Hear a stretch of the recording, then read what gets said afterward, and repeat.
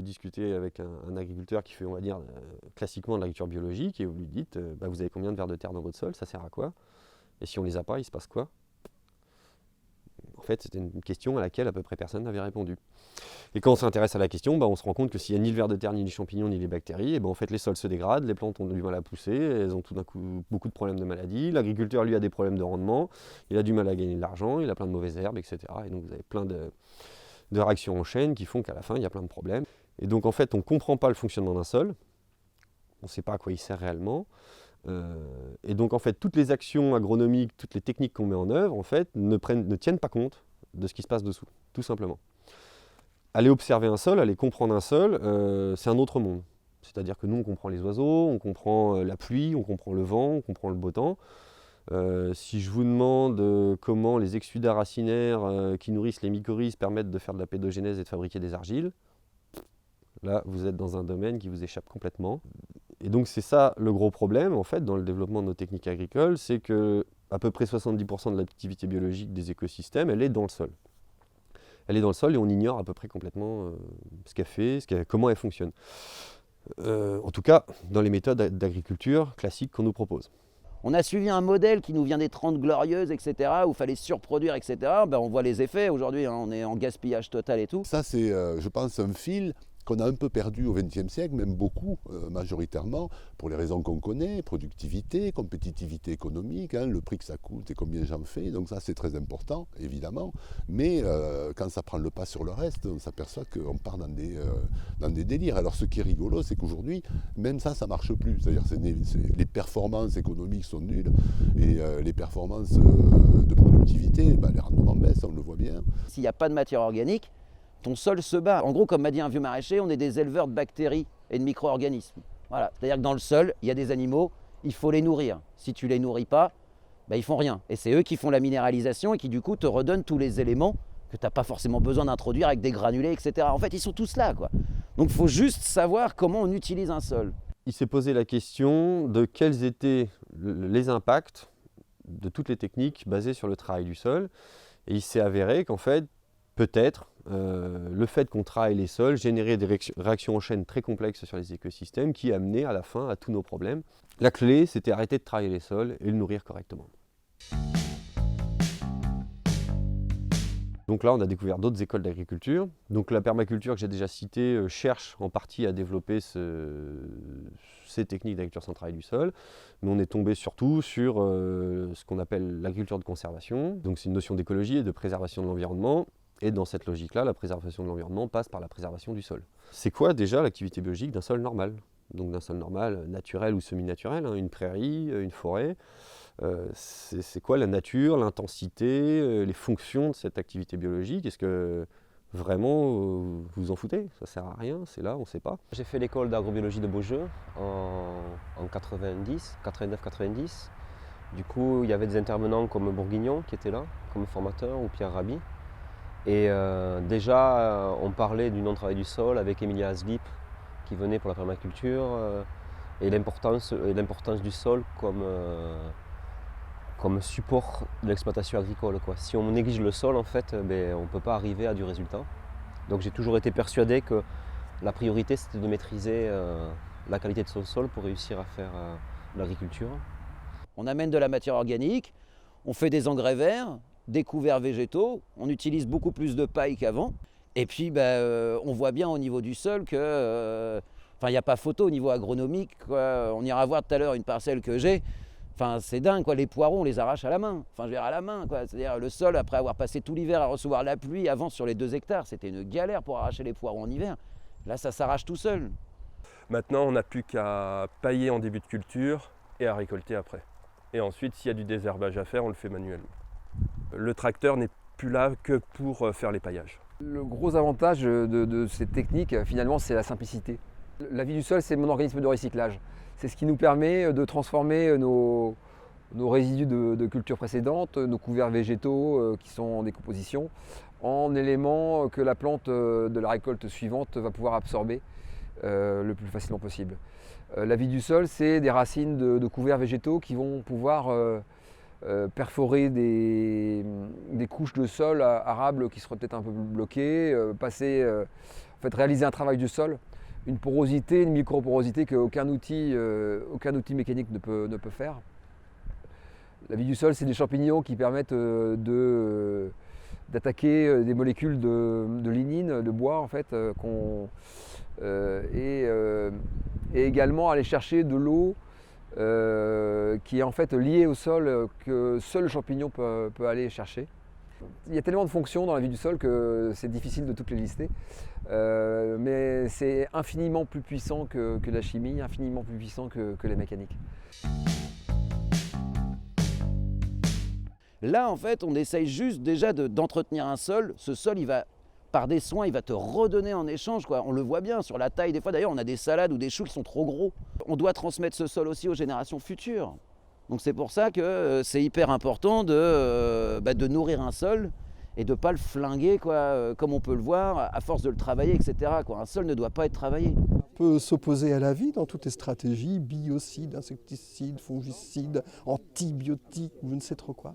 On peut aussi aller dans des voies qui font la promotion du vivant. Plus de vie, d'aimer la vie. Une agriculture biophile qui aime la vie. Voilà. C'est un des axes de travail majeurs.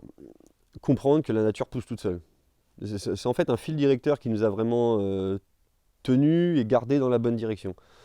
Tout au long de notre développement, notre recherche. C'est-à-dire, j'observe la prairie, j'observe la forêt et je vois que le système se construit tout seul en permanence. On n'a pas besoin d'être là pour ni mettre d'engrais, ni arroser, ni faire quoi que ce soit. Sur une très très grosse surface du globe, à partir du moment où vous avez de l'eau et du soleil, ça pousse tout seul, ça se développe, le système se construit tout seul. Et c'est là que c'est très intéressant, c'est qu'on s'est rendu compte qu'à partir du moment où on arrivait à mettre en place tous les mécanismes pour que ça pousse tout seul, on avait beaucoup moins d'interventions à faire et en fait ça coûtait beaucoup moins cher et ça poussait mieux. Et ça, c'était un changement de logique assez profond par rapport à toutes les autres écoles d'agriculture, c'est-à-dire qu'on pense généralement en agriculture parce qu'on pense dans les autres métiers, que ce soit en industrie ou dans tous les autres domaines. Pour obtenir quelque chose, il faut travailler. Et là, ce qu'il faut comprendre, c'est que c'est la nature qui travaille à notre place. Et en fait, plus on intervient, généralement, plus on lui pose des problèmes et on l'empêche de faire son travail correctement. Il y a une perfection de la nature, enfin, c'est vivant depuis des millions et des millions d'années. Un gramme de sol, c'est plus d'être vivant que d'humains sur la Terre. Nous, ça nous permet de prendre conscience que la nature est beaucoup plus puissante que nous, qu'elle peut produire en plus bon marché, donc elle peut produire beaucoup, de manière saine, de manière équilibrée. Et ça nous évite cette dérive vers trop de techniques. Et on se rend compte que finalement, moins on perturbe le système et mieux ça se passe. On a peur de ne pas intervenir assez, en fait c'est le contraire. En fait, il faut ne pas intervenir pour que ça se passe le mieux possible. Le boulot de maraîchage en sol vivant, par exemple, il est intéressant parce que justement il fonctionne sur ces deux guiboles. La guibole du résultat, c'est-à-dire goûte ma tomate et tu vas voir si tu tombes pas de la chaise. Donc ça c'est quand même impressionnant. Et ensuite, quand on regarde et qu'on explique la technique, on s'aperçoit qu'on est dans une logique du vivant et qui me paraît beaucoup plus cohérente que d'aller chercher je ne sais pas combien de calories fossiles pour faire pousser une calorie nutritionnelle, quoi. Voilà. C'est ça qui est assez marrant, c'est qu'en fait ça change les gens, quoi, tu vois. Moi, on est vraiment enfermé dans une vision assez à la fois productiviste, puis en même temps c'est juste qu'on comprend rien à la vie du sol, tu vois, c'est tout. Et tout d'un coup, les gens se rendent compte qu'ils font part d'un écosystème global. Les agriculteurs se rendent compte qu'ils font partie d'un tout, et ils se disent vraiment, elle est où ma place, quoi. Et en fait, ça a un impact profond sur la psychologie. Là, je parlais avec un mec en pommes de terre, et en fait, il se retrouve à avoir une pensée très holistique. Maintenant, il fait attention à ses haies, ses talus, ses vers de terre, alors qu'il n'était pas du tout comme ça à la base, quoi. Et c'est pareil, c'est un mec qui a la quarantaine, quoi. Bien. Je pense que pour pouvoir produire un légume, il faut d'abord créer une matrice dans laquelle le légume va être reçu. Et c'est quand cette matrice est fertile, en fait, l'action pour produire un légume devient simple. Si cette matrice elle est détruite, et ce qui est le cas dans la plupart des paysages dans lesquels on est, ça devient très difficile de produire des légumes et du coup on est assujetti à la technique. Et souvent cette technique est assujettie à l'industrie. Donc suite aux rencontres nationales, donc on a vu qu'il y avait vraiment une demande importante de la part des maraîchers sur tout le territoire. Alors très dispersée cette demande. On avait un maraîcher par-ci, par-là, un petit groupe par ici, un petit groupe par-là. Et donc on a décidé de créer un réseau national. Donc on a appelé Maraîchage Sol Vivant. Donc le réseau a commencé à se former il y a 5 ans et on a monté l'association 1901 il y a 2 ans. Aujourd'hui on est 150 maraîchers à peu près sur toute la France. On a réussi à produire une quarantaine d'heures de formation en ligne. Donc c'est sur notre compte vidéo YouTube. Donc ça c'est un gros travail qu'on a fait pour aider tous les maraîchers qui s'intéressent à ce type de technique à s'auto-former tout simplement. Nous on pense que c'est une condition nécessaire en tout cas si on veut que ça change, c'est avoir au moins les outils de formation accessibles pour que si les gens veulent changer de technique, ils puissent s'approprier ce qui a déjà été développé. L'intérêt des MSV pour moi c'est la mutualisation, la mise en commun des pratiques. Donc c'est toujours pareil, je pense qu'à plusieurs on avance beaucoup plus vite. Chacun apprend des erreurs des autres, justement on comprend cette notion de différence de terroir, que les choses ne sont pas du tout les mêmes d'un endroit à un autre, et aussi ne sont pas du tout les mêmes d'une approche personnelle à une autre, quoi. Selon la taille de la ferme qu'on a voulu, selon le système de commercialisation, mais surtout, et pour moi c'est le plus important, la sensibilité qu'on a. On ne va pas faire les mêmes pratiques en fonction de sa sensibilité, il faut qu'on fasse le boulot qui nous plaît. Ce que je trouve intéressant de dire, c'est que l'asso, c'est des maraîchers qui font de la recherche pour des maraîchers. Parce que quand tu es tout seul, en fait, c'est toujours compliqué. Sans soutien, tu ne sais pas si c'est juste un risque temporaire que tu prends, qu'il faut dépenser un petit peu plus d'argent pour mettre en place quelque chose. Et de voir qu'avec d'autres personnes ça marchait, voilà, c'est... Tous ces agriculteurs qui travaillent sur toute la France, en fait chacun développe dans son coin des nouvelles idées, des nouveaux concepts, des nouvelles techniques sur des cultures qu'on n'avait pas encore imaginées, je ne sais pas, l'endive, l'artichaut, etc. Et ça, on a du mal à savoir ce qui se passe aujourd'hui sur le territoire français. Et donc on voit bien que si nous on ne fait pas l'effort d'aller sur le terrain voir ce que font les gens, eux ils n'ont pas forcément le temps de faire des fiches techniques, des vidéos, prendre des photos pour nous expliquer ce qu'ils font en détail. Et donc on n'arrive pas aujourd'hui à intégrer tout ce qui se fait sur le territoire, on n'arrive pas à l'intégrer dans nos formations. Les maraîchers, ils essaient des choses chez eux, mais ils ne prennent pas forcément le temps de le partager, de mettre leurs photos, que ce soit en ligne ou d'en parler à leurs voisins.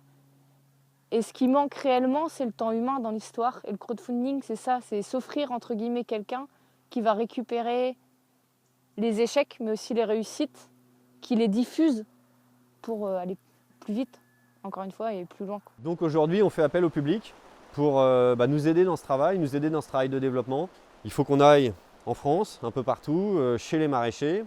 Donc il faut qu'ils prennent le temps, les maraîchers, de nous accueillir, de nous expliquer ce qu'ils font, pour recueillir tout le travail qui est fait sur le terrain, le mettre en forme et le rediffuser en fait à tout le monde. Alors on s'adresse aussi bien aux professionnels qu'aux collectivités locales, qu'aux particuliers, puisqu'on pense que les enjeux de l'agriculture concernent tout le monde. Et en tant que particulier, en quoi ça peut vous concerner? Ça vous concerne qu'on reste convaincu que si vous vivez dans une société avec des sols en bon état, avec des légumes qui sont nourrissants et de bonne qualité, vous avez tout à y gagner. Voyant tous les bénéfices que ça peut m'apporter à moi en tant qu'être humain et à mon système économique et à l'impact environnemental, à la vie que ça...